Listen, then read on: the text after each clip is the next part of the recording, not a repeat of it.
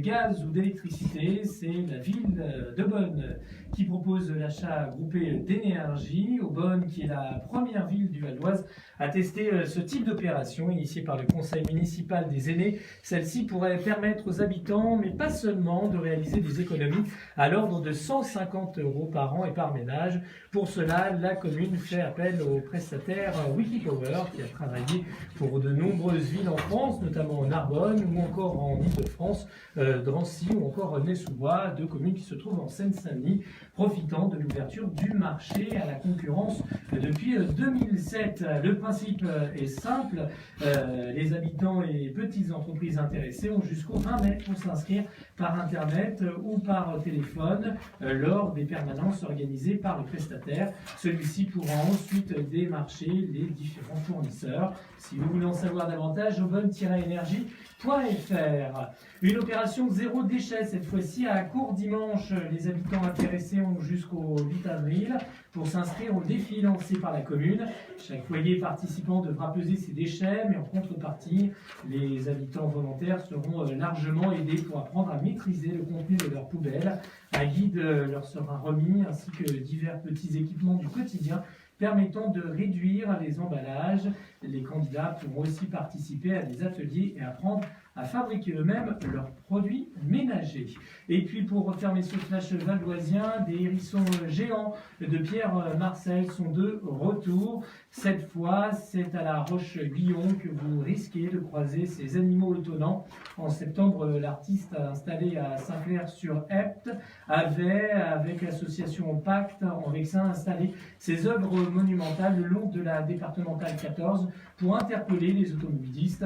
Une partie de ces hérissons s'est installée depuis quelques jours à la Roche-Guyon au niveau de l'embarcadère ou près du château. Cette initiative coïncide volontairement avec l'Assemblée Générale Nationale des plus beaux villages de France qui a eu lieu le week-end dernier, mais les œuvres vont rester sur place durant plusieurs jours. C'était l'actualité proche de chez vous sur IDFM Radio Anguin. Nous reviendrons à 12h15 pour d'autres informations valdoisiennes. 9h04 sur IDFM Radio Anguin. C'était la matinale depuis 7h. Nous revenons bien évidemment demain. Je n'ai pas eu le temps de vous proposer notre deuxième et nouveau jeu de la matinale.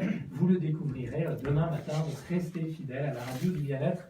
Et pour en savoir davantage sur votre radio valdoisienne qui existe depuis 35 ans, rendez-vous notamment sur notre site internet idfm98.fr. Je cède ma place à l'émission Le Bar de l'économie présentée par Florence Sueur. Très bonne émission Florence et à demain matin 7h.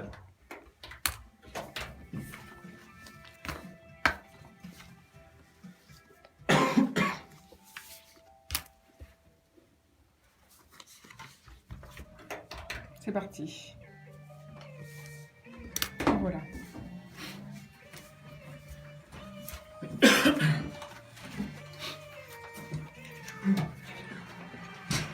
Et bien moi je vais me coucher maintenant. Eh bien ok. J'ai dormi 3 heures. Oula. Donc c'est pour ça que je donne toute l'énergie le matin à l'émission. Je ne vais pas me coucher, j'ai pas de choses à faire. Bah, dis-toi. C'est pas possible.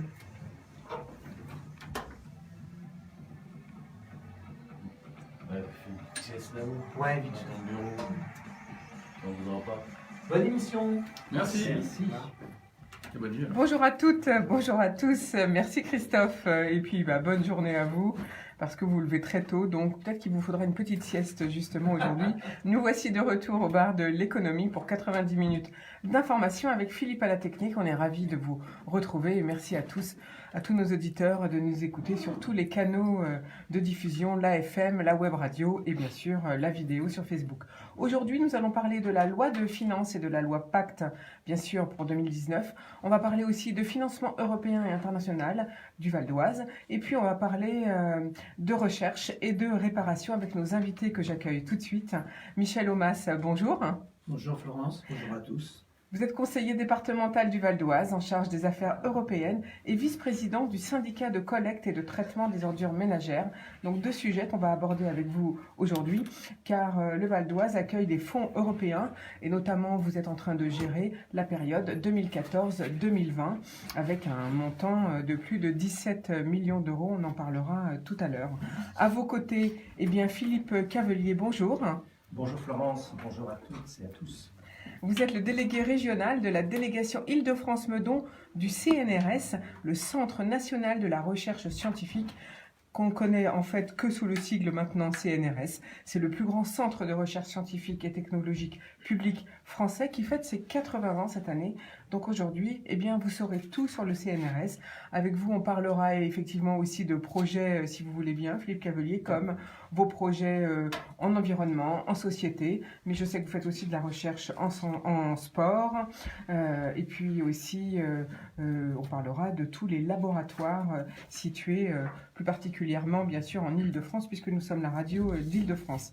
Alors, à nos côtés également, Thierry Legrand, bonjour. Oui, bonjour Florence, bonjour à toutes et à tous. Vous étiez déjà venu nous voir en février, vous êtes expert comptable, associé au sein du cabinet Exponence, 300 salariés, 30 ans d'existence, tout en 33 millions de chiffre d'affaires et 5000 clients. Vous avez créé le département économie solidaire et puis lancé, et c'est pour ça que vous étiez venu nous voir il y a 2 mois, un programme de conseil pour les startups. Mais aujourd'hui, ensemble, on va parler de loi de finances et de la loi Pacte pour l'année 2019. Et puis, bien sûr, ce qui a été annoncé par les ministres hier soir, enfin ce matin, c'est-à-dire la suppression pour tous de la taxe d'habitation. Et enfin, à nos côtés, Guy Pézacou, bonjour. Bonjour à tous. Vous représentez notre start-up du jour. Vous avez créé Murphy en 2017, une entreprise de réparation d'électroménager. Et donc avec vous, on va parler de seconde vie pour tous les objets, j'imagine, du quotidien, entre autres. Voilà, alors aujourd'hui, eh bien, c'est pas comme d'habitude. Pas d'infos de ma part, et non, aujourd'hui c'est nos invités qui font l'information. Et justement, on va commencer tout de suite avec Thierry Legrand. Alors Thierry, on a annoncé, alors non pas pour des vues idéologiques, les ministres vont supprimer la taxe d'habitation pour tous en 2020. Et donc, ça n'est pas pour des vues idéologiques, mais c'est simplement imposé par le Conseil d'État parce que sinon, c'est une inégalité de traitement de tous les Français. Et puis, on va parler avec vous, donc, loi de finances et loi Pacte. Alors, suppression de la taxe d'habitation. Allons-y. Oui, donc elle a été annoncée hier soir et ce matin par les ministres de l'économie et du budget. Alors c'est quelque chose qui avait été effectivement mis en œuvre il y a quelques temps déjà et qui avait été retoqué par le Conseil constitutionnel puisqu'il y avait rupture d'égalité de l'impôt vis-à-vis des Français. Donc ils ont effectivement modifié leur texte en disant que maintenant il y aurait une suppression de cette taxe d'habitation pour l'ensemble des Français, au moins sur la résidence principale, ce qui semble logique. Et oui, ça c'est important de le dire, voilà. Pas sur les résidences secondaires. Non, pas sur la résidence secondaire. Donc on est effectivement que sur la résidence principale. Cette suppression va être échelonnée dans le temps. C'est-à-dire qu'elle va d'abord concerner une partie des Français qui gagnent qui déclarent moins de 2500 euros de salaire fiscal mensuel.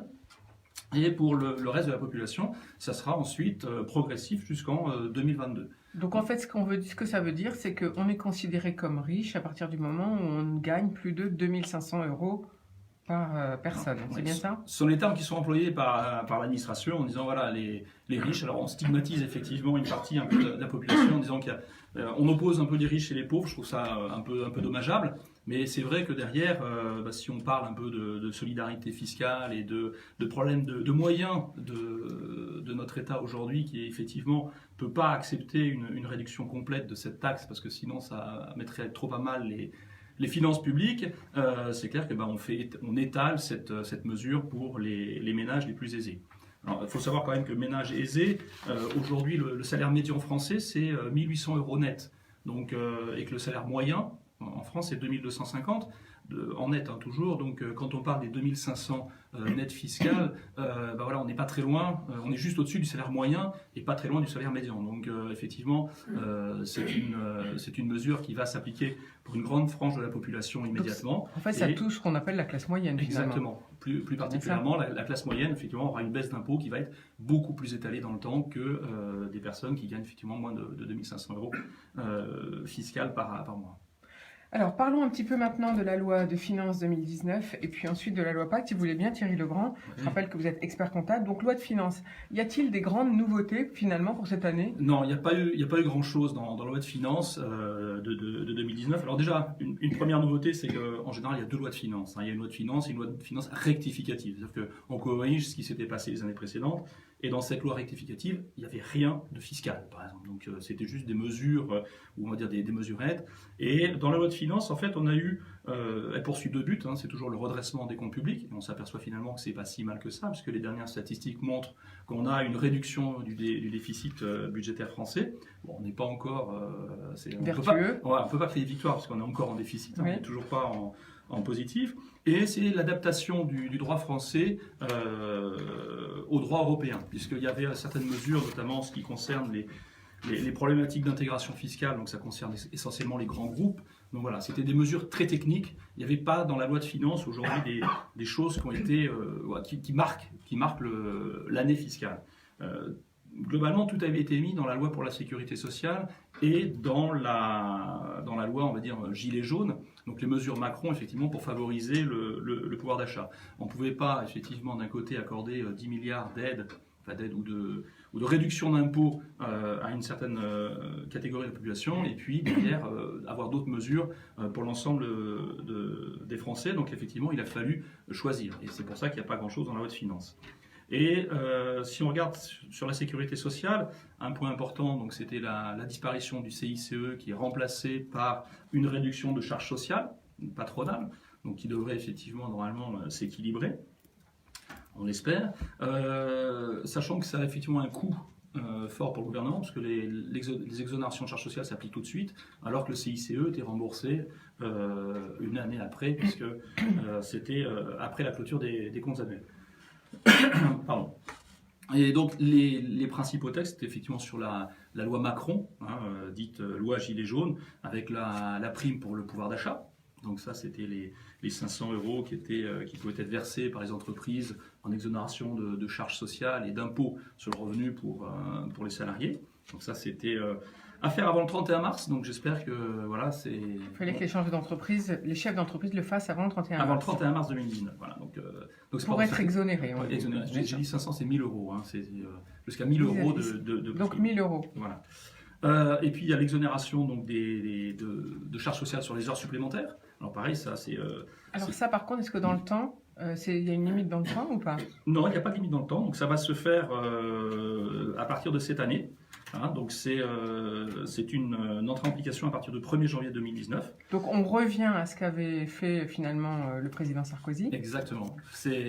Mais c'est vrai que lorsque ça avait été supprimé par François Hollande, un certain nombre de personnes avaient dit quand même que c'était une bonne mesure et que ça avait été reconnu à droite et à gauche comme étant une mesure favorable pour le pouvoir d'achat. Et donc effectivement, elle revient aujourd'hui sur le devant de la scène. Après, il faut que ça soit bien utilisé et que ça soit correctement mis en place dans les entreprises, parce qu'on a quand même un certain formalisme à respecter. Et donc, j'attire l'attention effectivement des auditeurs là-dessus, c'est de faire attention effectivement sur le formalisme à respecter sur ces heures supplémentaires, parce que si on ne rentre pas dans le cadre, eh bien, on risque de se faire retoquer. Voilà. Et puis, c'était effectivement la remise en cause des exonérations de CSG sur les petites retraites, puisqu'effectivement, il y avait une augmentation de la CSG sans distinction de revenus ou quasiment. Et voilà, on a... Alors, justement, soyons clairs là-dessus. Où en est-on sur les exonérations? Y a-t-il exonération ou pas pour l'année 2019? Voilà, alors, non, en fait, le taux de CSG a été ramené à 3,8% pour les petites pensions, donc inférieures à 14 548 €, il faut être précis, par an. Donc effectivement, ça fait un petit peu plus de 1000 € par mois. 6,6% pour les pensions jusqu'à 22 500 et 8,3% au-delà. Donc on s'aperçoit que c'est très progressif et que les montants concernés restent relativement bas quand même. Et pour la dernière tranche, il y a une augmentation là ou... Oui, il y a l'augmentation qui était prévue initialement, c'est bien qui est ça. maintenue à 8,3% de au CSG. lieu de 6 et quelques, c'était, je crois. Oui, tout à fait. Merci Thierry Legrand pour ce point sur les exonérations CSG. Alors ensuite, autre mesure de la loi de finances, il y a la flat tax aussi pour les entreprises. La flat tax pour les entreprises? Oui, mais alors ça c'était, je veux dire aujourd'hui, il n'y a pas de nouveauté dans la loi de finances sur ce sujet-là. Quoi. Il y a Donc pas cette nouvelle mesure qui a été mise l'année dernière reste la même Reste pour la l'année même. 2019, c'est Tout ça? à fait, ouais. Alors, Il y a pas de changement. autre nouveauté dans les lois, dans les infos du jour, c'est la loi Pacte Voilà. qui avance. C'est un vaste sujet, la loi Pacte. La loi pour l'économie. Voilà, la loi pour l'économie. Qu'est-ce qu'on Alors- peut dire sur la loi Pacte, Thierry Legrand, aujourd'hui? Alors, en tant qu'expert comptable et commissaire aux comptes, je dirais que c'est pas forcément une très bonne loi pour nous, parce que on a eu la suppression donc, du commissariat aux comptes pour les entreprises au-delà d'un certain seuil, et ce seuil est très élevé aujourd'hui, parce que c'est 8 millions de chiffre d'affaires. Ça veut dire que globalement aujourd'hui, 70% de l'économie française ne bénéficiera pas de manière obligatoire, on va dire, de l'apport d'un commissaire aux comptes. Donc c'est quand même étonnant de se dire qu'aujourd'hui, voilà, on fait en sorte que seules les très grosses entreprises bénéficient d'un contrôle. Pourquoi je dis que c'est ennuyeux? Parce que aujourd'hui, on a une start-up à côté de nous. C'est clair que quand on va aller vers les banques pour des emprunts ou vers des investisseurs pour des levées de fonds, de toute façon, on nous demandera d'avoir un commissaire aux comptes. Donc avoir supprimé, je dirais, d'un trait de plume par la loi cette obligation, c'est un peu inique, puisque quoi qu'il arrive, un certain nombre d'entreprises en auront besoin et ça va être exigé. Donc il n'y a pas eu de réflexion, à mon sens, suffisamment poussée sur la nécessité et sur l'utilité du commissaire aux comptes. Et un autre impact qu'on a oublié, c'est que avec ces pertes de mandat, globalement, c'est 3500 professionnels qui vont disparaître. Alors, on ne va pas forcément pleurer sur leur sort, on va dire qu'on va essayer de retrouver d'autres moyens de subsistance, qu'on va développer d'autres missions.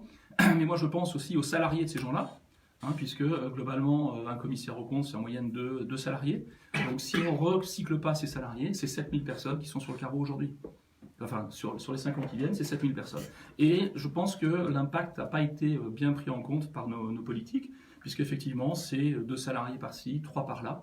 Donc ça ne marque pas une région, ça ne marque pas une ville, mais globalement sur l'ensemble de la France, voilà, ce sont des emplois qui vont disparaître.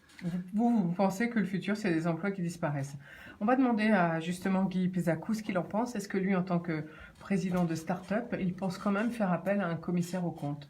Oui, nous avons déjà fait appel à un commissaire aux comptes, justement, dans le cadre d'un prêt. Il a fallu en fait qu'on justifie de nos comptes et on l'a fait à côté en tout cas des obligations qu'on avait. Alors pour vous, la suppression de la loi qui imposait d'avoir des commissaires aux comptes, ça change quelque chose ou pas finalement? En tout cas, nous, on ne le sentira pas puisque du coup, on continuera à faire appel à des commissaires aux comptes justement pour financer et gérer la croissance de notre... Et créer et contrôler vos comptes pour avoir une certification pour les investisseurs, j'imagine. Exactement. Merci beaucoup Guy Pézacou. Alors Thierry Legrand, sinon quoi d'autre dans la loi Pacte? Alors, dans la loi Pacte, il y a d'autres éléments aussi favorables.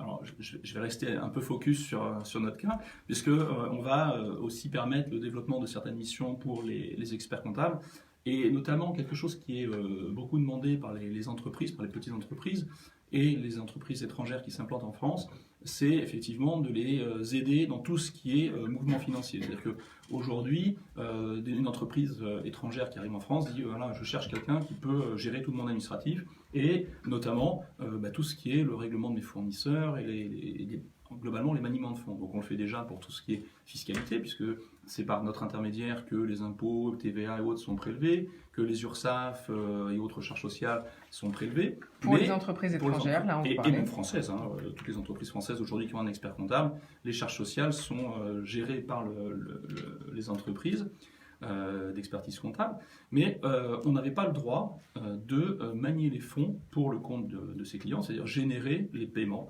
Et aujourd'hui, voilà, dans le texte de loi, on aura cette autorisation, c'est-à-dire qu'un client pourra confier tout son administratif réellement à un expert comptable. Il aura juste à valider effectivement le bon à payer sur ses factures, et nous aurons la possibilité d'émettre les règlements pour son compte.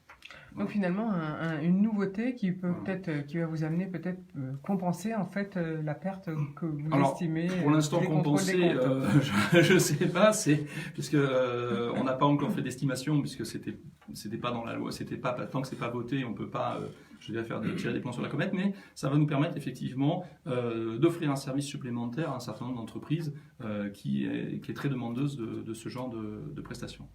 Voilà, on a fait un bon tour avec vous, Thierry Legrand, merci beaucoup. Je vous en prie. Donc, effectivement, on rappelle pour la loi de finances la suppression du CICE, l'exonération des charges sociales sur les heures supplémentaires.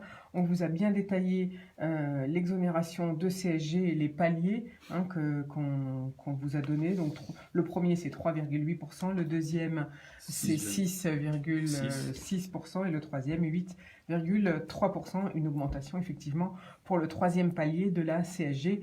Et puis voilà les mesures phares. Et ce matin a annoncé la suppression pour tous les Français de la taxe d'habitation d'ici à 2020 sur la taxe d'habitation de la résidence principale seulement. La taxe d'habitation sur la résidence secondaire restera bien imposée. Voilà, on va faire une première pause musicale. Pour cette première pause musicale, Philippe nous propose Andrea Bocelli et Hélène Ségara, Vivo per lei.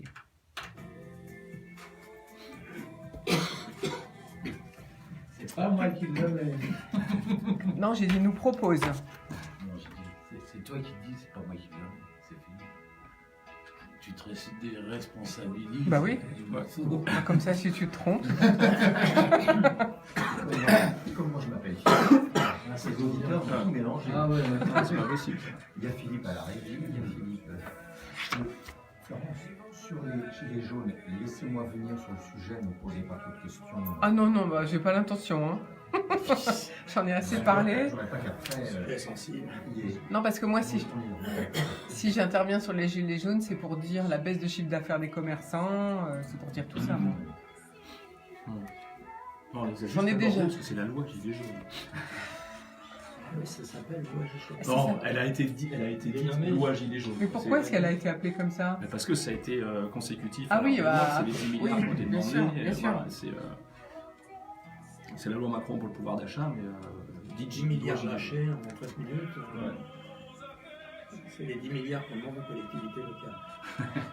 D'efforts en même temps. Ah, 10 milliards aux collectivités, on lâche 10 milliards comme ça. Donc vous voyez que Michel Aumas, ancien maire, il vous parle en connaissance de il y a cause. une telle gabegie dans les collectivités. Ouais, Ouais, pas à l'État, pas au niveau de l'État surtout. De comment ça? Ah non, mais parce que toutes les économies sont reportées sur les collectivités locales. Quoi. Oui, mais c'est au niveau de l'État qu'on attend des économies. Les collectivités locales représentent 10% de la dette de. Oui, non, mais c'est aberrant. Oui, puisque vous n'avez pas le droit, vous, en collectif. 73% des investissements publics. Ouais, et tout est fait au niveau des collectivités. L'État intervient très peu finalement. Michel Aumas, je vous passe la parole après. Ouais. Hein? Donc, on va commencer par... donc, je ne me suis pas trompée, c'est bien 17 millions Oui. parce que vous gérez. Le projet. Mais hier, vous m'avez dit que la zone de Roissy et Cergy, c'est 27 millions de subventions. C'est pas uniquement Roissy. Oui, grosso modo, c'est Roissy. Et Cergy. Et Argenteuil-Beson. À eux trois, ils ont réussi à récolter 27 millions d'euros. Oui, un petit peu moins parce qu'il y a 1,7 million pour les secs et puis 400 000 € pour une plateforme de technologie d'essai. Mais disons qu'à E3, ça peut faire 25 millions. Et le CNRS, c'est combien de budget? 3 milliards 3. 3 milliards 300. Ah oui, on parle en milliards. Hein. Mais là, je pourrais le dire. Hein. Oui, oh bah là, Les deux, ça, trois je vous laisse chiffres. parler des chiffres. Oui. Les 3 chiffres pour fixer un peu la carte d'identité du CNRS. Oui. Pas trop, pas trop quand même. parce que Non, bah non. C'est vite rebutant les chiffres. Oui, non, Enfin, juste c'est pour un chiffre ou deux, dimension. oui, voilà. Voilà.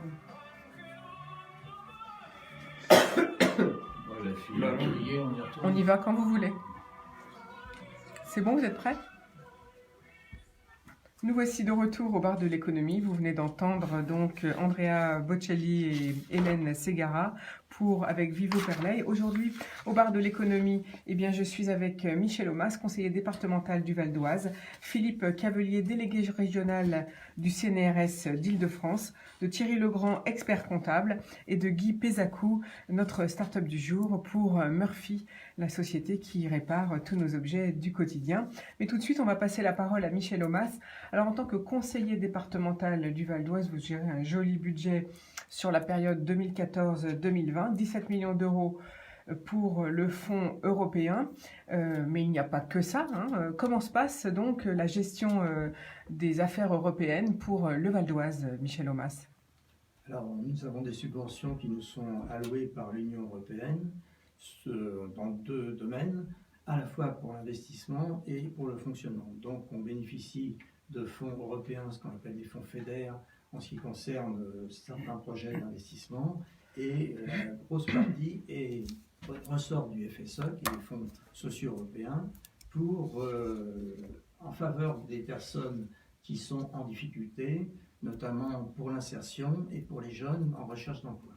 Vous savez que le Val d'Oise, c'est un département où il y a beaucoup de jeunesse, c'est le département le plus jeune de France. Et ensuite, c'est un département qui se caractérise par le fait qu'il y a des zones qui sont relativement riches et en essor, et des zones de pauvreté importantes, notamment dans l'Est, avec Gare, Sarcelles, Villiers-Bel, au niveau de Cergy et au niveau aussi d'Argenteuil-Beson. Et c'est là où on essaye de développer des projets pour permettre aux gens qui sont au RSA de bénéficier de formation et aux jeunes qui sont en recherche d'emploi. Donc le fonds FEDER, on a bien compris, c'est donc pour plutôt réservé aux communes et aux départements. Ça n'est pas pour les entreprises en tout cas, c'est bien ça? C'est destiné aux communes et aux départements pour des investissements qui relèvent de fonds européens dans ce domaine-là. Notamment, par exemple, au département, là, on va bénéficier de fonds pour la turbine, qui est un projet d'éco-cité, d'innovation et d'entrepreneuriat. Qui s'installe à Cergy.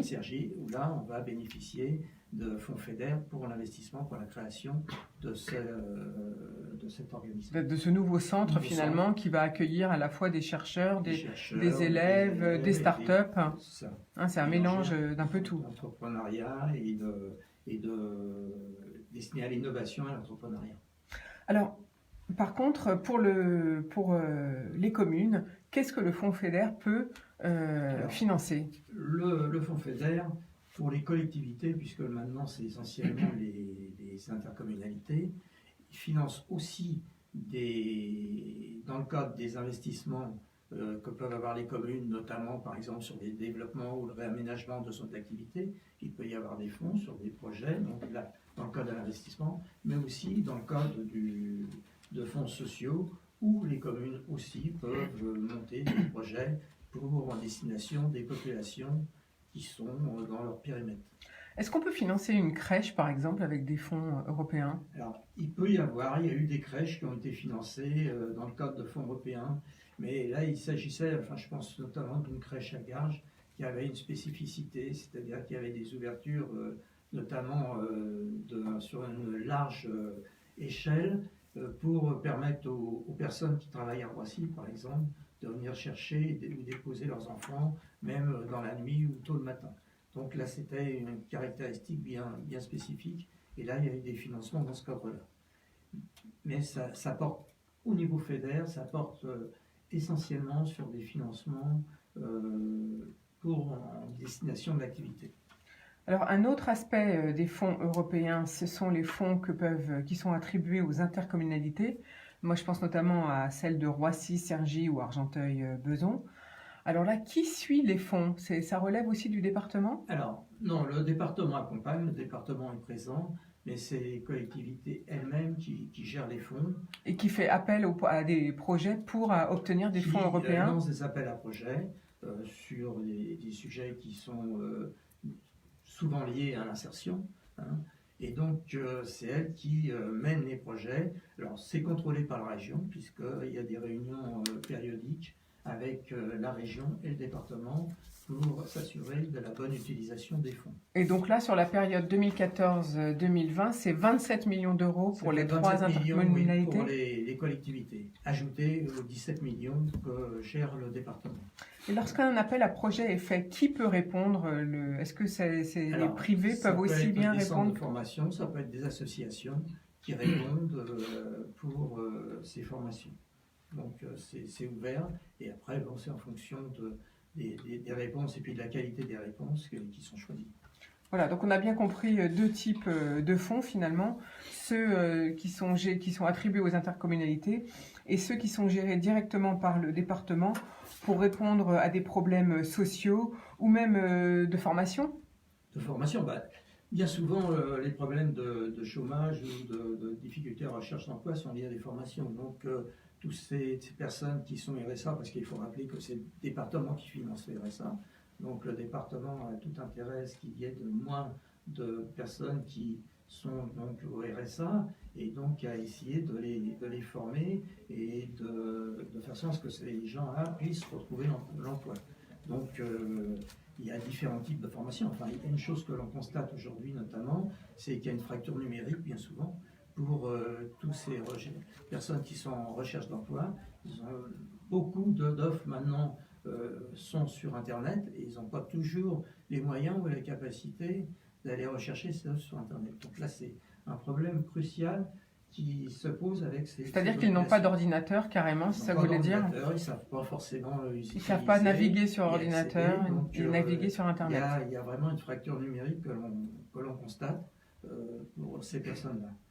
Et nous, on essaye... Alors, il faut savoir qu'il y a des critères qui sont bien définis, c'est-à-dire qu'on a des sommes qui sont allouées, mais on a aussi des objectifs à atteindre en nombre de personnes qui bénéficient de ces formations, parce que il s'agit aussi qu'il y ait un plus grand nombre de personnes qui puissent bénéficier de ces formations. Donc on a aussi des objectifs à atteindre et à respecter pour que ces fonds nous soient alloués. Donc quand vous obtenez des fonds, il y a un objectif à respecter? Oui, il y a des objectifs à respecter, il y a un contrôle, il y a une évaluation qui est faite aussi sur les personnes qui, à l'issue de ces formations, ont un retour à l'emploi. Donc c'est malgré tout contrôlé. Alors, autre possibilité de financement au niveau européen, c'est les financements d'innovation, en formation notamment. Et là, je pense plus particulièrement à l'ESSEC, qui va créer un institut d'innovation sociale. Est-ce que vous pouvez nous en parler, Michel Omas? Alors, l'ESSEC va créer un institut d'innovation et d'entrepreneuriat social.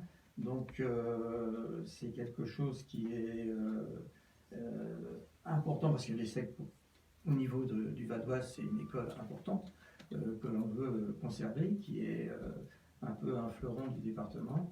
Et donc, il s'implique beaucoup dans ce qui concerne l'innovation et le lien avec l'entrepreneuriat. Et donc ça, de toute façon, l'ESSEC viendra nous en parler eux-mêmes. Ils vont venir à notre micro 2 fois qu'au courant du mois de mai. Et on va en reparler un petit peu avec eux. Alors, par contre, pour l'international, et en ce qui concerne donc votre délégation, puisque vous êtes en charge des affaires européennes et internationales, là par contre au niveau économique, c'est le CEVO qui a la plus forte compétence en Val d'Oise. Historiquement, c'est le CEVO qui a été créé et qui était financé par le département, historiquement, depuis sa création, Comité d'expansion économique du Val d'Oise. Mais avec la réforme qu'il y a eu, maintenant, ils sont en partie dépendants de la région. Mais il n'empêche que le CEVO a agi pendant de nombreuses années en faveur du département, et nous avons des liens historiques avec le Japon, puisque ça fait plus de 30 ans que nous sommes en partenariat avec Osaka et avec la province d'Osaka, et où le CEVO a une agence permanente qui permet d'informer les entreprises japonaises qui veulent venir s'implanter en France des règles et des contraintes qu'il peut y avoir en France, mais aussi d'informer les entreprises françaises qui veulent aller s'implanter au Japon de la façon de procéder, là aussi, de lever tous les obstacles qu'il peut y avoir. Alors justement, le Val d'Oise a développé une forte association avec le Japon grâce au CEVO, vous venez de le dire, mais vous avez aussi développé des contacts, toujours avec le CEVO, en Chine et puis aussi en Serbie. Est-ce que vous pouvez nous parler un peu de ces 2 pays-là? Alors, il y a des contacts qui ont été développés à Shanghai, puisqu'il y a une représentation aussi à Shanghai. Je dirais que c'est plus difficile, surtout actuellement. Pour cette année, vous voulez dire? Cette année, il semble qu'il y ait des restrictions un peu pour les autorités chinoises à venir se déplacer en France. Et puis, le CEVO œuvre aussi dans différents domaines, notamment récemment, il y a eu des contacts en Serbie, mais aussi en Russie avec la province de Samara, où ils essayent de faire le lien entre les entrepreneurs français et les entrepreneurs de ces pays-là pour un développement des entreprises françaises à l'exportation. Alors vous avez parlé de la Chine en disant que finalement c'est un petit peu plus difficile de commercer ou que la Chine vienne s'installer. Finalement, le gouvernement chinois demande à ce que les fonds soient rapatriés en Chine en ce moment? Alors c'est plus difficile parce que des contacts que l'on avait, apparemment l'an dernier, les représentants chinois ont pas pu se déplacer en France comme on l'aurait souhaité. Et puis, d'après les informations que l'on a pu avoir à d'autres occasions, c'est vrai que le gouvernement chinois demanderait à certains investisseurs chinois qui sont à l'étranger de rapatrier une partie de leurs fonds en Chine. C'est peut-être pour ça qu'aujourd'hui, à l'aéroport de Toulouse... Exactement, c'est ce que j'allais dire, c'est ce qu'on voit Thierry aujourd'hui Legrand, à l'aéroport de allez-y. Toulouse, où ils ont mis en place une mesure où pour les 5 prochaines années, ils se distribuent 100% des dividendes. C'est quand même C'est dangereux. incroyable. Et on voit effectivement qu'on manque de contrôle sur ces prises de participation étrangère sur nos fleurons français. Oui. On espère qu'avec ADP, ça ne sera pas le cas. Merci Thierry Legrand. C'est vrai, c'est l'un des syndicalistes qui a annoncé la mesure, la décision qui a été prise lors d'un conseil d'administration. Et on a appris ça ce matin. Merci Thierry Legrand. Donc on comprend mieux un peu pourquoi c'est plus difficile de négocier avec les Chinois. On espère effectivement que pour ADP, ce ne sera pas la même chose. Mais peut-être on espère qu'il y aura des règles dans les conditions de vente prévues. Ce qu'il faudrait surtout, c'est qu'on ait des réciprocités, c'est-à-dire qu'aujourd'hui, on ouvre nos marchés à qui veut venir. Et alors qu'il n'y a aucune ouverture, on est en Chine aujourd'hui pour prendre cet exemple-là, il n'y a aucune réciprocité, c'est-à-dire que l'accès au marché public pour les entreprises françaises ou étrangères est extrêmement compliqué. Bon, on posera la question à nos prochains députés et sénateurs qui viendront à ce micro, ne vous inquiétez pas, je m'en souviendrai. Autre sujet avec vous, Michel Aumas, mais on va peut-être faire une petite pause musicale, une seconde pause musicale si vous voulez bien. Je vous propose d'écouter Gauvin Cers avec l'un de ses nouveaux titres. On va peut-être parler du Japon. Oui, on va parler un peu plus du... que l'on veut étendre au-delà de la partie économique aujourd'hui. On va parler de la partie culturelle. La partie culturelle, touristique, culturelle. Voilà. Donc la Serbie aussi, quand même, on était en train de parler de la Serbie. On va juste dire 2 mots sur la Serbie. C'est pas... Faut pas qu'on s'étende parce que le département ne veut pas vraiment s'impliquer. Oui, mais c'est pas mal. C'est pas mal quand même parce que pour les entreprises, ça leur permet d'avoir un pied dans tous les pays de l'Est. Et donc de pouvoir exporter en Russie. C'est pas facile de s'installer en Russie, donc si on est en Serbie, c'est plus proche. Non, mais en plus, il y a le libre-échange entre la Serbie et la Russie. Ouais, c'est ça. Les gens qui sont en Serbie, qui importent en Serbie, peuvent importer en Russie sans aucune difficulté. Libre-échange et c'est ça, oui, voilà. entre eux. Pour vous parler de ça, exactement. Mais là, il faudrait mieux appeler Jean-François. Bon, Jean-François, il vient tous les mois à mon micro, il m'en parle. Il m'en a déjà parlé, on a fait un bon tour le mois dernier.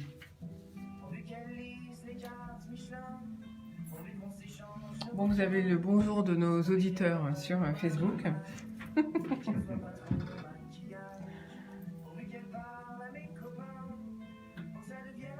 D'ailleurs, ils peuvent commenter s'ils veulent, ils peuvent écrire des petits mots, si je les ai.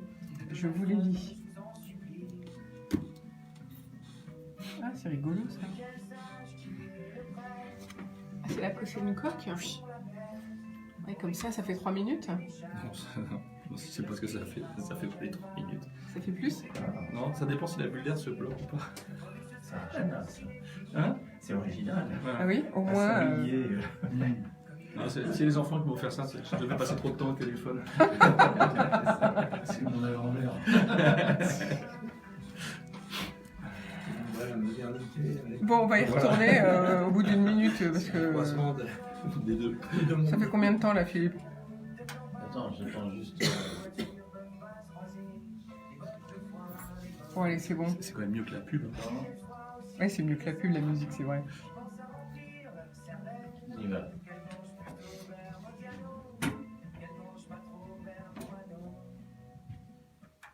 C'était Pourvu, l'un des derniers titres de Gauvin Cers, et aujourd'hui au bar de l'économie, je suis toujours en compagnie de Michel Omas, conseiller départemental du Val d'Oise, de Philippe Cavelier, délégué du CNRS d'Île-de-France, et puis de Thierry Legrand, expert comptable, et enfin de Guy Pézacou, qui représente notre start-up du jour, la start-up Murphy. Alors avec Michel Omas, on faisait un petit tour d'horizon de sa délégation, qui est la délégation internationale et européenne au département du Val d'Oise, puisque vous êtes conseiller départemental, Michel Omas. Avec vous, on était en train de parler de la Chine, de la Serbie et du Japon. Alors juste sur la Serbie, c'est quand même intéressant de dire que c'est quand même une porte d'entrée sur les marchés de l'Est. Oui, tout à fait. La Serbie, c'est un pays qui se développe, comme beaucoup de ces anciens pays de l'Est, et qui a cette caractéristique, c'est qu'ils ont un traité de libre-échange avec la Russie, c'est-à-dire que les entreprises qui importent en Serbie peuvent directement importer en Russie sans aucune contrainte. Et donc là, c'est une porte ouverte justement aux exportations vers la Russie. Ceci dit, la Serbie, c'est un pays qui est en plein essor, en plein développement, et donc qui peut intéresser les entreprises. Alors toujours côté économique, quand même, on peut citer au niveau international, pour le Val d'Oise, un fort développement des échanges universitaires et des bourses. Oui, alors, les grandes écoles et universités de Cergy bénéficient des liens qu'on a pu créer avec le Japon et par la Chine, puisqu'il y a des partenariats forts avec des universités, soit au Japon, mais aussi en Chine. Donc, il y a des échanges qui se produisent entre ces grandes écoles et l'université de Cergy et donc les universités asiatiques. Et depuis l'an dernier, on a négocié avec l'ambassade de France au Japon la possibilité de bourse pour des étudiants japonais. Alors on a fait un essai. Cette année, c'est 4 étudiants à qui on a attribué une bourse de 6 000 euros pour l'année, pour venir en France, dans une des grandes écoles, l'université de Cergy. Donc on a bien l'intention de développer un peu plus le nombre de bourses pour l'année prochaine. On est en négociation avec l'ambassade de France. Notre souhait, ça serait que notamment, ça soit des étudiants dans la zone d'Osaka qui puissent venir à Cergy, puisqu'on a ce partenariat fort avec Osaka depuis de nombreuses années. Alors, autre investissement à l'international, c'est dans le domaine de la culture et du tourisme. Alors, que faites-vous au département dans ces deux domaines? C'est vrai qu'au niveau du Japon, donc, il y a eu un développement économique important, puisqu'il y a quand même un nombre d'entreprises. Ça fait la première chose qui a été faite depuis la création du partenariat avec Osaka. C'était axé sur l'économie. Il y a aujourd'hui plus de 60 entreprises, 68, 69 entreprises japonaises qui sont implantées dans le Val d'Oise, sur 400 qui sont en France. Donc ça représente quand même quelque chose d'important au niveau du département. Mais on souhaite aussi, et en accord avec l'ancien gouverneur, de développer les échanges culturels et touristiques entre nos deux départements et la province d'Osaka, de façon à ce qu'il y ait des échanges qui aillent au-delà de l'économie, mais des échanges culturels, de façon à justement continuer ces échanges que nous pouvons avoir avec Osaka. Et je pense que ça passe par le culturel aujourd'hui, mais aussi on a une réflexion, parce que vous n'avez pas échappé que le Japon aura les Jeux Olympiques en 2020, que nous on les aura en 2024, et donc notre souhait, ça serait d'essayer d'envoyer des jeunes valdoisiens à l'occasion des Jeux Olympiques et nous d'accueillir des Japonais à l'occasion des Jeux Olympiques de 2024 en France. Et puis, donc, il y a des partenariats comme ça que nous allons essayer de monter et de développer. Et puis, on peut rappeler peut-être ce qui s'est passé le mois dernier au niveau culturel, c'est Kino Tayo, avec, dans le cadre de votre partenariat avec le Japon. C'est un festival qui existe depuis maintenant 13 ans en France, et donc que l'on finance et qui rentre dans le cadre du partenariat avec le Japon. Et qui maintenant, d'ailleurs, s'est développé à la fois sur le Val d'Oise, mais aussi sur Paris. Kino Tayo, c'est voilà. Je dirais, l'Île-de-France. Au départ, voilà. C'est parti sur le Val d'Oise. Et maintenant, ça rayonne ça rayonne au niveau Île-de-France. Mais ce que l'on souhaiterait aussi, permettez, c'est à l'avenir, puisque le département a la responsabilité des collèges, c'est essayer d'avoir des échanges justement au niveau des collégiens français et voire au Japon, pour créer des échanges entre les jeunes. Alors ça, c'est assez intéressant et c'est à noter, donc c'est le scoop du jour finalement, c'est que les échanges descendent au niveau des collèges. Et ça serait notre ambition, donc on va essayer de voir comment on peut mettre ça concrètement en place. Pour l'année prochaine, pour 2020, vous pensez? C'est difficile de répondre immédiatement, mais ça serait plutôt possible. Enfin, dernier sujet au niveau européen et international, Michel Omas, c'est cette agence, cette nouvelle agence, l'agence Île-de-France Europe. Alors parlez-nous un peu de cette association, cette nouvelle association. C'est tout à fait nouveau puisque ça existe depuis 13 ans maintenant. Et le département adhère à cette association. Cette association regroupe la région Île-de-France et les départements d'Île-de-France à l'exception de la Seine-Saint-Denis. Donc on finance une représentation à Bruxelles, puisque l'on a un bureau à Bruxelles qui a vocation à la fois informer la région et les départements sur les nouveaux projets qui sont susceptibles d'être financés par l'Europe, et aussi la façon de présenter les dossiers. Donc c'est quelque chose qui est très important parce que ça constitue une veille importante et qui est nécessaire si on veut bénéficier au maximum des fonds européens. Donc cette agence a à mes yeux un rôle important et tous les acteurs, je dirais, au niveau francilien qui bénéficient des fonds européens en ont bien conscience. Merci pour tout ce tour d'horizon, Michel Omas, sur le côté européen et international, en tout cas du Val d'Oise. Dernière question, si vous voulez bien, on va changer de sujet, on va parler des ordures, du traitement des ordures ménagères. En 2 minutes, quelles sont les nouveautés dans le domaine du traitement des ordures ménagères? C'est quand même un souci environnemental important. Oui, alors il y a les problèmes bien sûr de traitement par les usines d'incinération, et puis il y a aussi le tri qui est une chose importante. Et vous savez que tous les centres de tri, d'ici 2020, auront l'obligation de pouvoir trier tous les petits aluminiums, les capsules, les plaquettes de médicaments par exemple, ou les dessus de pots à yaourt qui sont en aluminium, et tous les films plastiques. Donc il y a peu de centres de tri qui sont aujourd'hui équipés. Celui du CJD-Urciel, il y a eu dans le Val d'Oise, en Île-de-France, deux centres de tri pilotes, dont celui du CJD sont s'engager immédiatement. Mais, qui est basé où? Qui est basé à Sarcelles et qui regroupe à peu près 380 000 habitants. Mais notre objectif va un peu au-delà parce que je crois que dans tout le Val d'Oise, on est en réflexion justement sur les centres de tri, puisque tous les centres de tri devront évoluer dans les années à venir. Et avec différents autres syndicats tels que Emeraude, tels que Cergy, on souhaite mener des réflexions pour voir si on ne pourrait pas mutualiser ça au niveau du Val d'Oise. Pour faire des économies d'échelle. Importante à mener dans l'intérêt de nos habitants. Vous reviendrez donc nous en parler un petit peu plus tard. Merci beaucoup, Michel Omas.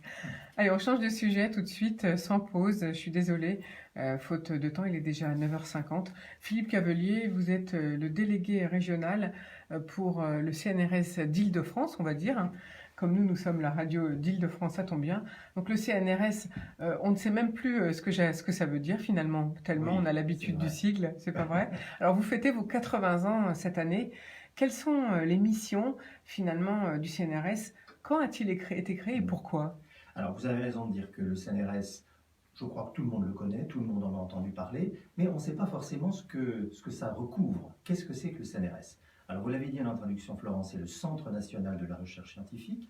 C'est un établissement public de recherche qui dépend de l'État. Et ce qu'il faut dire, c'est que c'est un établissement qui a pour mission essentielle de faire de la recherche dans tous les domaines, pratiquement tous les domaines. C'est-à-dire que notre spectre d'activité couvre à la fois la physique, la chimie,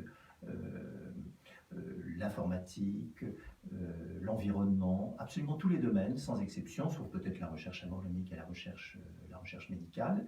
Et le sport aussi, vous intervenez dans le sport. Absolument, tous les phénomènes de société sont l'objet de nos études.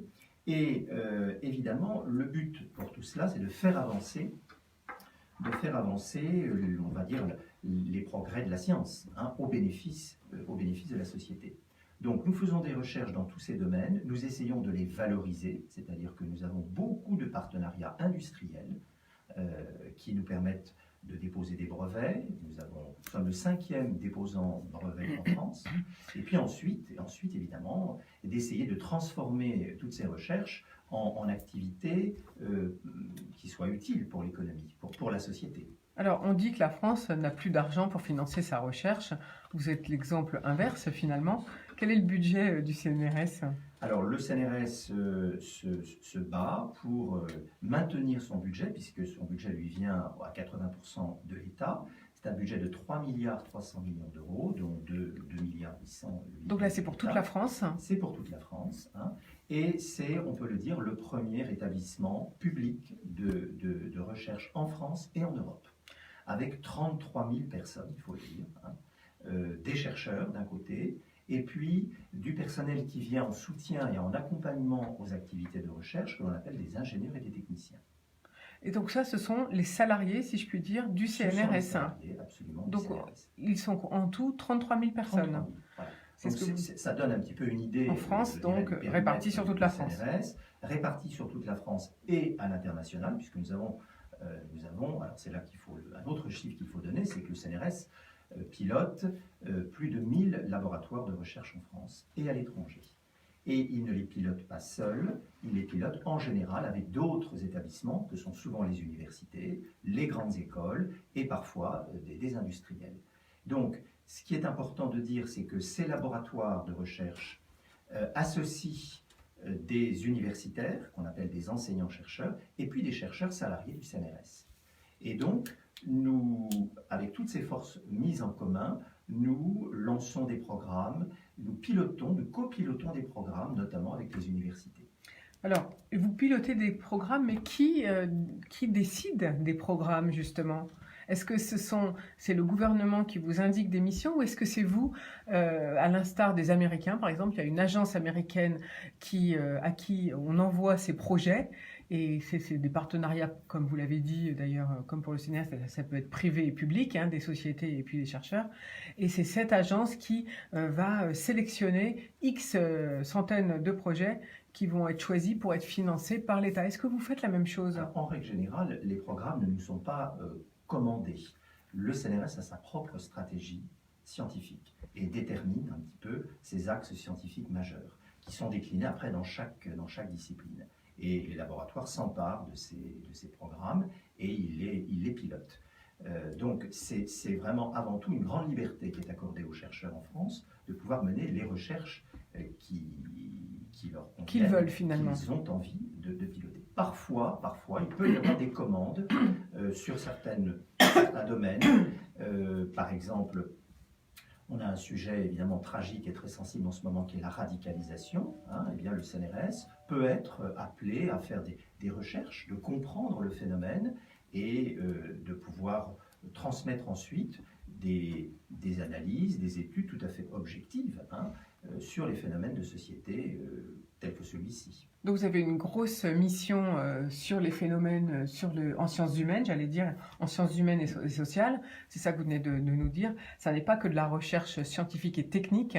Vous faites aussi beaucoup de choses en social et en sciences humaines. Alors ce sont avant tout des recherches, bien sûr, pour comprendre, encore une fois, comment s'organise la société, quels sont les phénomènes qui participent à la vie de la société. Ces recherches donnent des résultats qui peuvent être utiles ensuite à la société en règle générale et au gouvernement.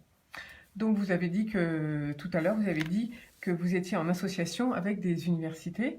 C'est les chercheurs du CNRS en association avec des chercheurs des universités, les laboratoires, donc comme on dit. Alors en Île-de-France, où êtes-vous implanté ?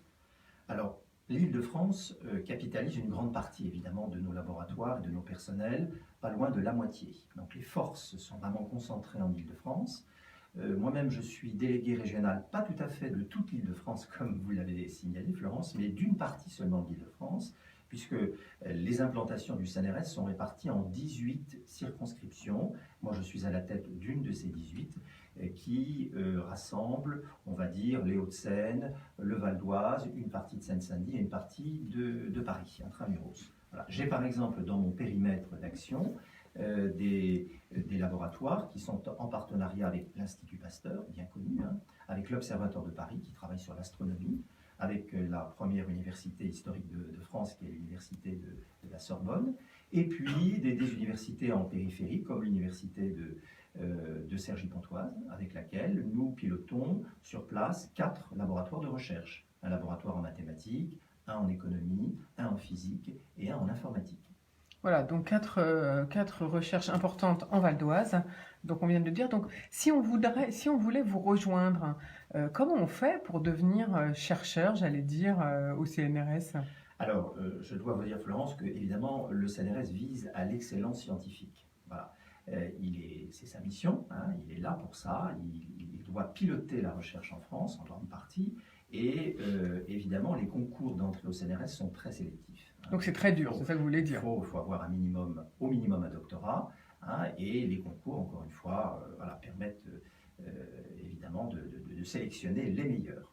Donc ça c'est pour les chercheurs, mais les personnels d'accompagnement, c'est-à-dire les ingénieurs et les techniciens qui sont à la limite plus nombreux que les chercheurs, eux peuvent être recrutés avec un baccalauréat, un BTS, un master.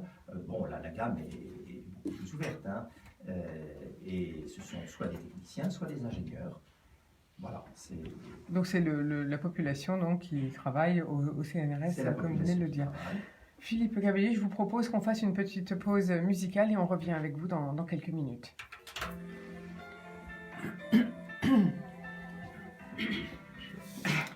Alors, pour le Val d'Oise, on a dit que c'était mathématiques, vous avez dit informatique. Oui, physique. Ça allait comme ça? Oui, très bien. Alors, j'aimerais bien... Je pourrais lui poser une question? Bien sûr, au contraire, le but c'est que vous interagissiez entre vous. Hein. C'est juste savoir, c'est juste une question après, c'est comment vous valorisez, comment le CNRS valorise les recherches qu'il fait, c'est-à-dire quels sont les résultats, qu'est-ce qui en est fait. C'est la question que j'ai envie de vous poser. Bah, justement, moi j'aimerais bien qu'on aborde aussi le thème de votre journée d'hommage. C'est quand la journée d'hommage pour les 80 ans? Sur ça, je vais en parler, oui, effectivement. Vous allez parler. La problématique, ce sera toute l'année, en fait. Ah, c'est toute l'année, d'accord. Ah, bah c'est comme ce qu'avait fait l'Académie fait ça toute l'année. Et ça, je peux en dire des sciences. Elle avait fait toute l'année. 380 ans, je crois. Non, 320 ans, je ne sais plus, il y a quelques académies. Bref. 165 ans. J'aimerais bien qu'on parle des projets de recherche, de certains projets de recherche. Vous avez parlé notamment de la radicalisation. Donc nous, ça nous intéresse, le Val d'Oise, parce qu'on est l'un des départements les plus, radicalisés, avec le 78 et la zone de Marseille. J'aimerais bien qu'on en parle. Je ne vais pas trop rentrer dans les Non. détails sur quoi portent les recherches. Mais par contre, si on pouvait recevoir des chercheurs sur certains sujets, notamment tous ceux que vous avez cités qui sont en Val d'Oise ou en Île-de-France dans vos domaines, ça nous intéresse. D'accord. Si vous pouvez nous les envoyer, et ça presque, quand je vois tout ce que vous faites, c'est énorme. Donc si avec Alexandre Gire, vous pouvez... Pardon? La radicalisation avec Garges à Sarcelles, il y a un bon laboratoire. Vous avez entendu, Philippe Cavalier? Oui. Il n'y a pas que là. Il n'y a pas que là. Attendez, moi, j'ai même repéré une école à Soisy, là, encore dimanche dernier, en passant en voiture. Garges à Sarcelles, c'est quelque chose. C'est un magasin qui a été transformé en école coranique. Dans la zone d'activité de... Ni vu ni connu. Justement. Important.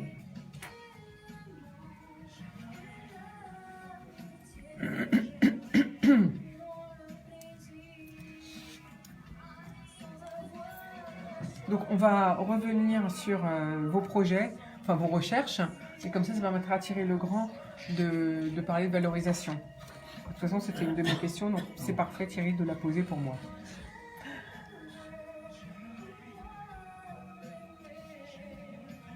Alors on dit qu'on manque de scientifiques, vous le voyez comme ça pour le futur? Parce qu'en même temps, on dit qu'il n'y a pas de poste, alors je sais pas. Si, il y a des postes, oui, si, ça, je peux le dire. C'est toujours quand même des postes. Alors, manque de scientifiques, ça dépend des domaines en fait. Il y a des domaines où le vivier se raréfie parce que les jeunes générations s'impliquent moins dans les domaines. Bah, c'est bien de Bon, nous il le y a dire. vraiment, Ouais. par exemple, Ouais. en mathématiques, c'est un manque criant. C'est dramatique. Bah, On les supprime au bac maintenant. 10 secondes, dramatique. Bah, moi, mon fils qui est pas mauvais, il ne veut pas faire de maths. Hein. Bon, c'est ça. Ouais, Il va. hein. Je pense que c'est l'enseignement qui est pas assez. Nous voici de retour au bar de l'économie. Aujourd'hui, je suis en compagnie de Michel Omas, conseiller départemental du Val d'Oise en charge de l'international et de l'Europe, de Philippe Cavelier, délégué régional du CNRS Île-de-France, et puis de Thierry Legrand, expert comptable, et de Guy Pézacou, qui représente notre start-up du jour, la start-up Murphy. Alors nous étions avec Philippe Cavelier en train de parler du CNRS, puisque le CNRS fête ses 80 ans cette année. D'ailleurs, un hommage va lui être rendu. Quand a lieu cet hommage, Philippe Cavelier? Alors, c'est effectivement une date importante pour le CNRS, puisque ça fait 80 ans qu'il a été créé. Il a été créé exactement le 19 octobre 1939. Figurez-vous que le 19 octobre 1939, ça faisait 6 semaines que la Deuxième Guerre mondiale avait éclaté. Le CNRS n'est pas né comme ça subitement. Ça faisait plusieurs années que de grandes personnalités travaillaient à sa construction. Et il est donc né à un moment où on avait besoin vraiment de rassembler toutes les forces techniques, technologiques, scientifiques, de manière à donner tous les atouts possibles à la France dans ce contexte très difficile. Je dis d'ailleurs au passage qu'il a été créé sous l'impulsion de 2 personnalités importantes qui sont au Panthéon. Jean Perrin, qui est un physicien, prix Nobel de physique, et le ministre de l'Éducation de l'époque, Jean Zay. Voilà. Donc, Ah oui. le CNRS va avoir 80 ans le 19 octobre de cette année. Et nous avons donc voulu marquer cet événement tout au long de l'année par quantité de célébrations, de colloques, de séminaires, d'inaugurations qui vont avoir lieu partout en France. C'est vraiment une année importante. Par exemple, et au niveau des circonscriptions, nous avons toute liberté pour organiser un petit peu des manifestations, comme nous le souhaitons. Au niveau de ma circonscription, par exemple, nous allons organiser plusieurs rencontres avec ce qu'on appelle les publics empêchés, c'est-à-dire que des chercheurs vont se rendre sur place dans les hôpitaux ou dans les maisons d'arrêt pour faire connaître l'activité de recherche, pour avoir un petit peu une activité pédagogique vis-à-vis de ces personnels. Et puis nous allons organiser également quantité de rencontres lycéens, chercheurs, là aussi pour faire connaître la science, les métiers de la recherche, et puis pour encourager les jeunes à aller vers des métiers de la recherche. Alors justement, quels sont les métiers d'avenir ou qui manquent de chercheurs en France? Alors il y a un domaine qui en manque ou va en manquer cruellement, c'est le secteur des mathématiques. C'est-à-dire qu'il y a de moins en moins de jeunes qui s'intéressent aux mathématiques et qui veulent s'engager dans une activité de recherche en mathématiques. Et donc, ces 80 ans du CNRS vont être doublés à la fin de cette année par l'année des mathématiques, où nous allons faire un effort particulier pour sensibiliser les jeunes au métier des mathématiques, à la recherche en mathématiques et aussi à l'enseignement en mathématiques. Parce qu'il faut savoir qu'au niveau du CAPES, par exemple, en France, il y a beaucoup plus de postes que de candidats.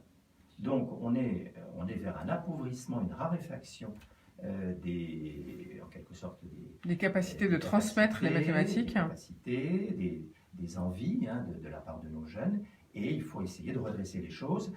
Ce secteur, comme d'ailleurs la langue française, font partie des 2 grandes priorités du gouvernement pour les années à venir.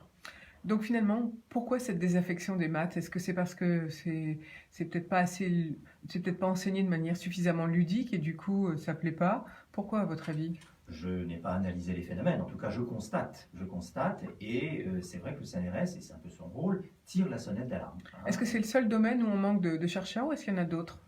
Il y a des domaines comme par exemple la physique, où aussi on sent qu'il y a un petit peu une baisse, et c'est important d'y réfléchir parce que c'est quand même la France de demain qu'il faut préparer.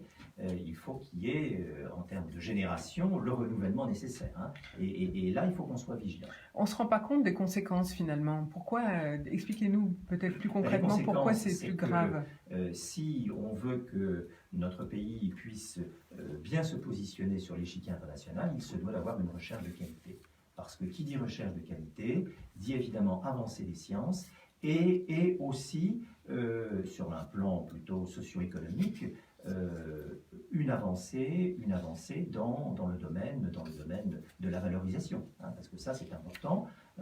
On en a besoin, comme en tant que grand pays industriel, on a besoin d'être doté de tous ces atouts qui nous permettent de bien se placer dans la compétition internationale.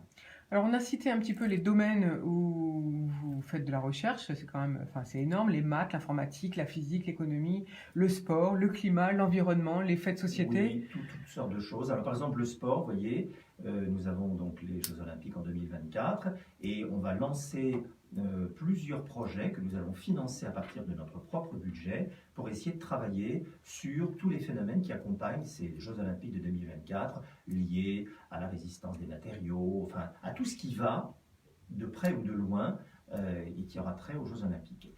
Alors justement, Thierry Legrand a une question à vous poser au sujet de vos recherches. Par rapport aux problématiques de désaffection de certains secteurs et autres, est-ce qu'il n'y a pas aussi un souci derrière d'attirer les jeunes vers quelque chose qui peut effectivement être valorisant, qui peut être valorisé? Parce qu'on parle effectivement de recherche sociétale, on parle de recherche en mathématiques, mais voilà, quelles sont les applications qu'on peut avoir dans la vie courante sur ces recherches? Parce que c'est peut-être ça aussi qui nous manque, c'est de savoir quel est l'intérêt pour nous demain de ces mathématiques. Et la deuxième question, c'est comment le CNRS derrière valorise. Est-ce que effectivement, vous vendez des brevets? Est-ce que vous avez des co-entreprises avec des startups comme Murphy par exemple? Je ne sais pas si vous êtes financé par le CNRS ou si vous utilisez le CNRS, mais voilà, quels sont les moyens de valoriser un petit peu et je suppose de trouver du budget supplémentaire? Alors, la valorisation, ça c'est aussi une des missions du CNRS. Ce n'est pas que de faire de la recherche pour la recherche, c'est évidemment de la valoriser et de la transférer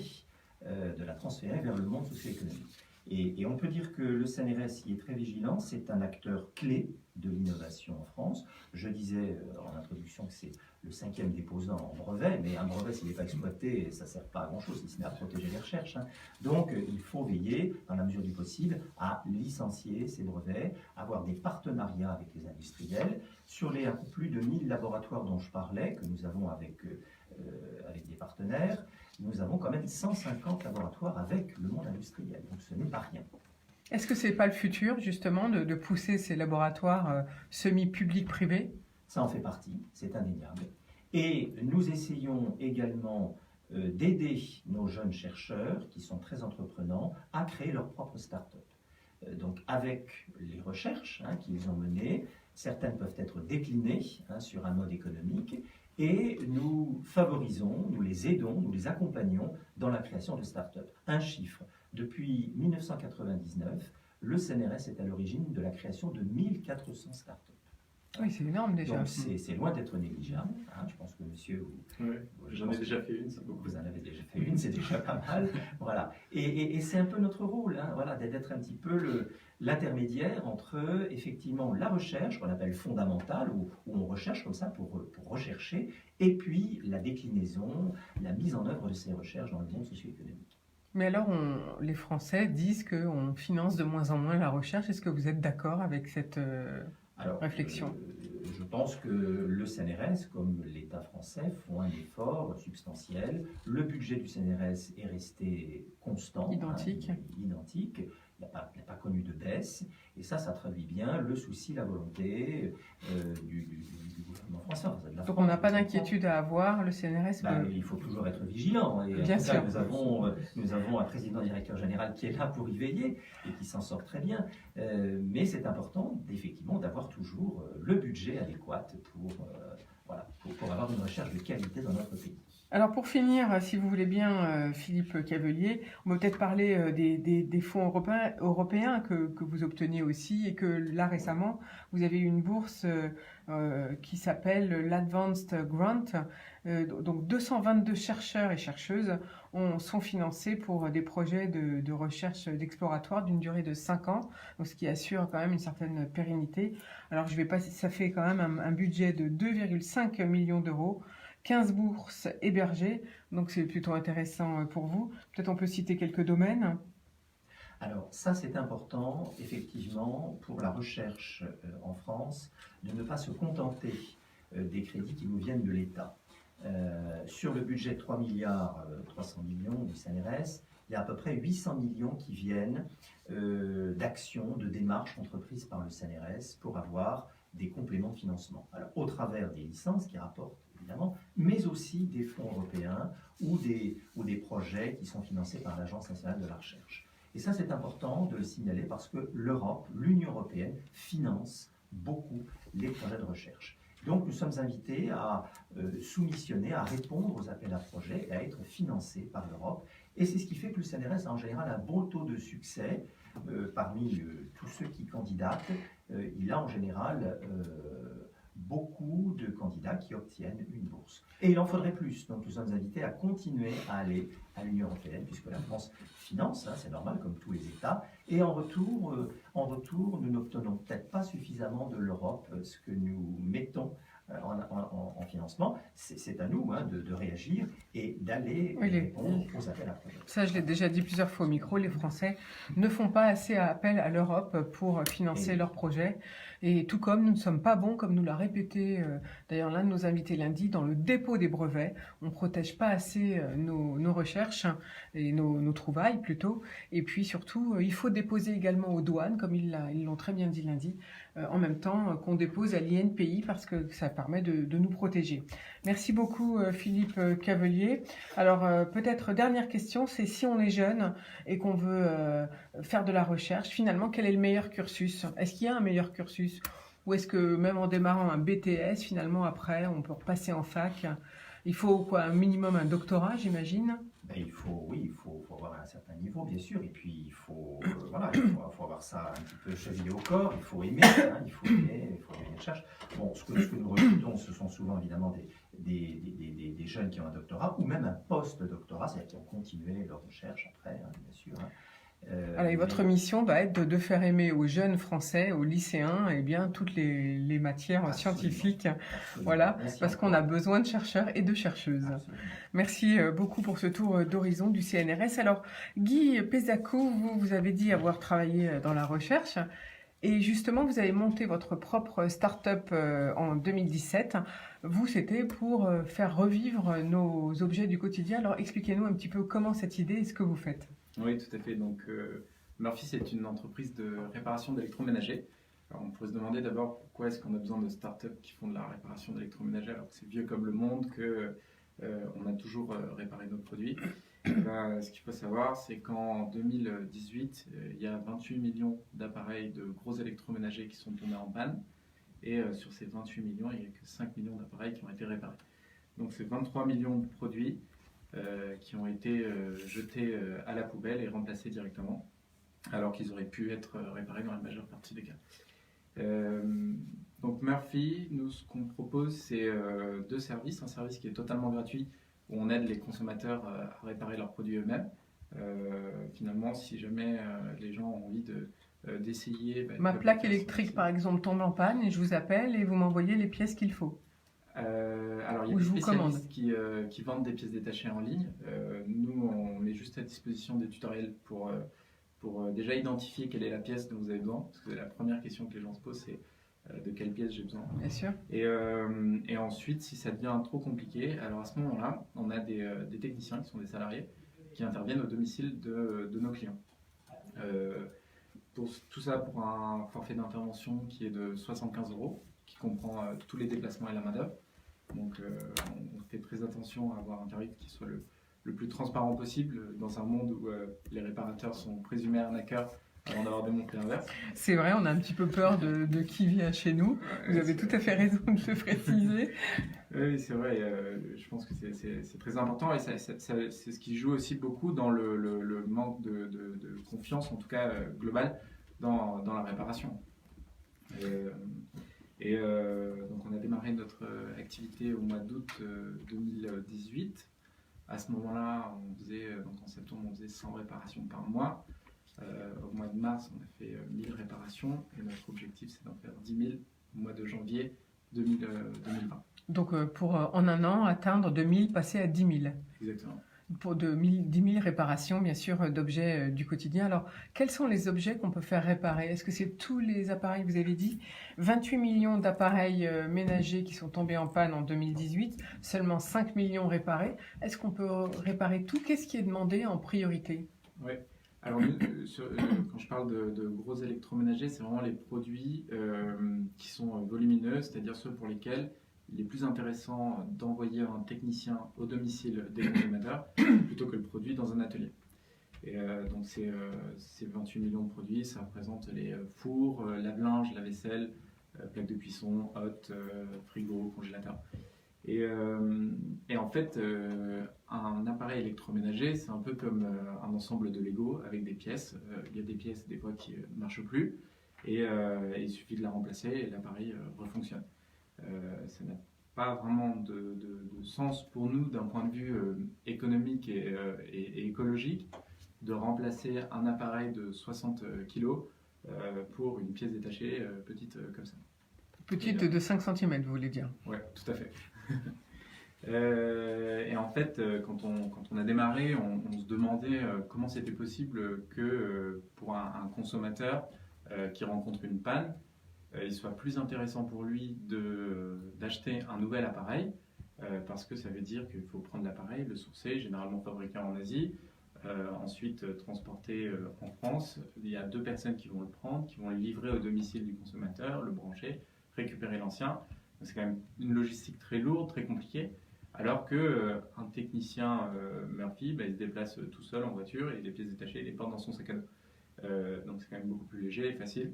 Et on s'est rendu compte qu'il n'existait pas vraiment d'acteur national qui faisait de la réparation d'électroménagers de manière industrielle et quasiment scientifique en fait, ce qui nous a poussé du coup à créer Murphy. Est-ce qu'on peut tout réparer du coup parce que est-ce qu'on trouve les pièces Ouais. même pour des marques qui n'existent plus? Admettons, on a je sais pas moi, une plaque électrique, je reviens avec mon exemple de plaque électrique qui a 15 ans, la marque n'existe plus. Est-ce qu'on peut quand même trouver ce qu'il faut? Comment on fait? C'est une excellente question.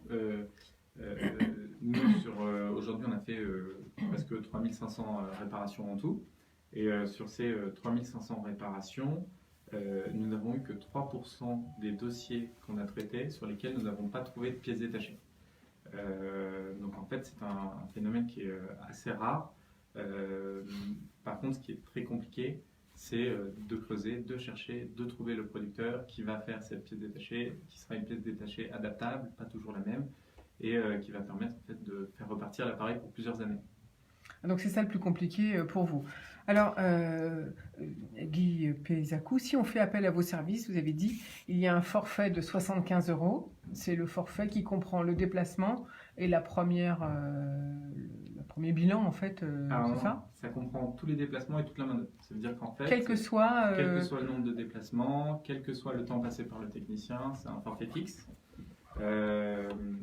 Et ça permet en fait au consommateur de savoir déjà d'avance ce qu'il va engager comme frais.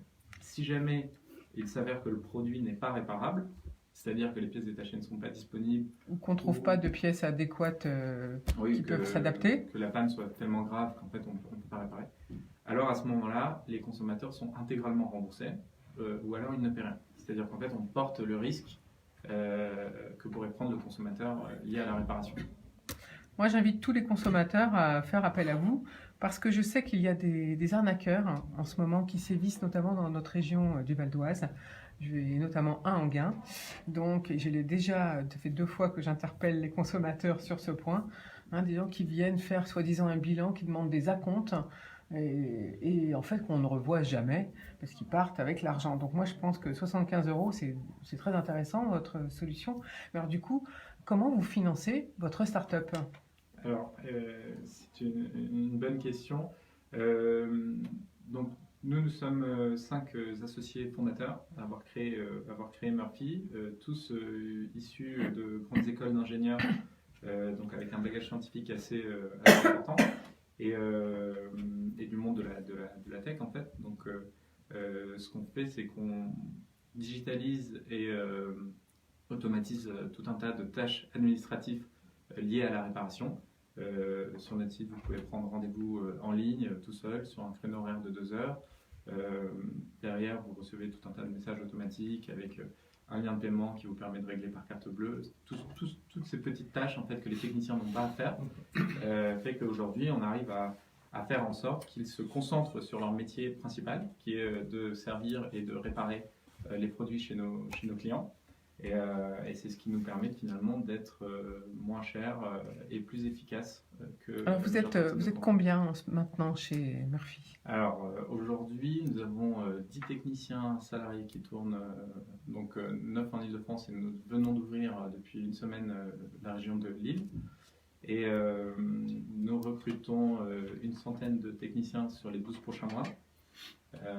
Et pour ça, nous avons au siège une dizaine de personnes qui travaillent pour justement construire cette croissance. Qu'est-ce qu'il faut pour vous? Alors, on a donc bien compris qu'aujourd'hui, vous faites un appel à des techniciens. Qu'est-ce qu'il faut comme bagage pour être technicien? Alors, c'est une très bonne question parce qu'en fait, ce qu'on constate aujourd'hui, c'est qu'il n'y a pas assez de réparateurs de gros électroménagers par rapport au nombre de demandes de réparation. Ce qui fait que du coup, c'est très difficile de trouver des gens de confiance, sérieux, qui sont engagés et qui ne vont pas essayer d'arnaquer les consommateurs. Et donc, pour devenir réparateur électroménager, il faut en fait généralement soit avoir fait des études spécialisées, des CAP ou des formations spécialisées en électroménager, ou alors d'autres formations type technicien de maintenance industrielle par exemple, et avoir cette volonté d'apprendre et de se reconvertir pour faire de l'électroménager. Ça c'est possible donc. Ça c'est possible. Alors comment vous avez-vous financé votre start-up? Est-ce que c'est de la love money ou bien est-ce que vous avez fait un appel à des fonds? Alors il y a eu un peu de love money. Nous avons profité aussi d'aides publiques de la BPI, donc de deux manières différentes, sous une forme de subvention et un prêt. Nous avons aussi profité de l'aide de l'Union européenne, vous en discutiez tout à l'heure, dans le cadre d'un accélérateur qui s'appelle Wilco, qui est financé par des fonds européens et régionaux d'Île-de-France. Donc vous êtes accompagné par Wilco en fait? Tout à fait. Et du coup, dans ce cadre-là, nous avons eu des prêts et nous sommes actuellement en train de faire une levée de fonds pour nous permettre justement d'accélérer et de déployer notre service à l'échelle nationale. Donc c'est pour pouvoir embaucher justement plus de personnes et vous installer dans d'autres villes que Paris et la région parisienne. Exactement. Alors quels sont vos besoins? Donc on a compris que c'était vous faites un appel à des techniciens. Quels sont vos autres besoins pour 2019? Ouais. Nous, ce qu'on aimerait, c'est vraiment arriver à redonner confiance aux consommateurs dans leur électroménager. Ça passe déjà par plus d'entretien des produits, ça passe par plus de réparation. Donc, c'est pour ça en fait qu'on met à disposition des tutoriels gratuits de réparation sur notre site pour que les consommateurs se rendent compte que les réparateurs finalement ne sont pas des magiciens qui viennent taper sur la machine avec leur baguette magique et ça fonctionne. Et ce dont on a besoin, c'est que vraiment on retrouve cette confiance dans l'électroménager. Alors, Guy Pézacou, votre start-up Murphy fait de la réparation d'électroménager, mais vous avez fait un courrier à Édouard Philippe pour une loi économie circulaire plus ambitieuse. Qu'est-ce que vous vouliez lui dire? Est-ce qu'il vous a répondu? Oui, en effet. Donc, en fait, il y avait une loi sur l'économie circulaire en préparation pour l'année 2020. Et le projet de loi a fuité en janvier. Donc finalement, on s'est retrouvé avec ce projet de loi. D'autres associations comme l'association Halte à l'obsolescence programmée ou Zero Waste France et d'autres entreprises qui sont dans le domaine de la réparation et du réemploi, comme nous. Nous nous sommes réunis pour derrière en fait écrire un courrier pour interpeller Édouard Philippe afin qu'il revoie son projet de loi qui n'était clairement pas assez ambitieux. Nous avons fait des propositions de 10 points de propositions qui sont disponibles sur Internet et dans lesquels on propose de nouvelles mesures qui visent à favoriser la réparation, le réemploi et le zéro déchet. Merci beaucoup Guy Pézacou pour cette présentation de Murphy. Donc la réparation de notre électroménager pour un forfait de 75 €. tout déplacement confondu, qu'il y en ait un, deux ou trois. Donc ça, c'est plutôt intéressant. Et puis, merci à tous nos invités d'avoir été présents avec nous en studio. Et bien maintenant, moi, je vous retrouve dès demain. Et dès demain, nous parlerons entreprises de taille intermédiaire. Les ETI seront avec nous. Bonne journée à tous et à demain.